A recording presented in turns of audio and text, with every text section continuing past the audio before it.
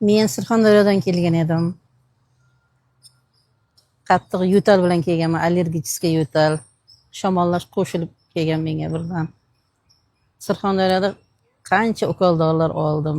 Foydasi bo'lmadi. Bir oy o'tadi, yana yo'talib qolaman. Keyin o'g'lim shu yerda yashaydi, ham o'qiydi. U kishini aytib qoldilar, Sherzod Murodovich Muxtorovni juda o'z kasbini ustasi deb aytdi. Keyin meni chaqirib olishdi. Kelib ko'rindim. Kishi meni yaxshi, avval birinchi navbatda sizga yaxshi tashxis qo'yamiz dedilar. Tashxis yaxshi bo'lgandan keyin, apparatlarga tushgandan keyin davolab boshladilar. Xudoga shukr, ming marta shukr. Hozir yaxshiman. Mana 10 kun lecheniya oldim.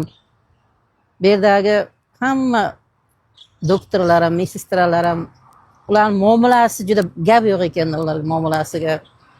Doktorni o'ziga endi juda ham bir ajoyib yigit ekan. Xudoy umrlar uzoq bo'lsin. Bundan ham baland martabalarga erishib yursin. Men o'zimni hozir juda yaxshi his qilyapman. Nafas olishlarim ham yaxshi. Bunday olganda juda ham yaxshi klinika ekanda bu yer. Men hammaga tavsiya qilaman. Qiynalib yurmanglar. To'g'ri, mana shu yerga kelaveringlar. Juda ham ajoyib klinika ekan bu yer. Rahmat, katta rahmat. Men xursandman. Surxondaryoga xursand bo'lib ketdim.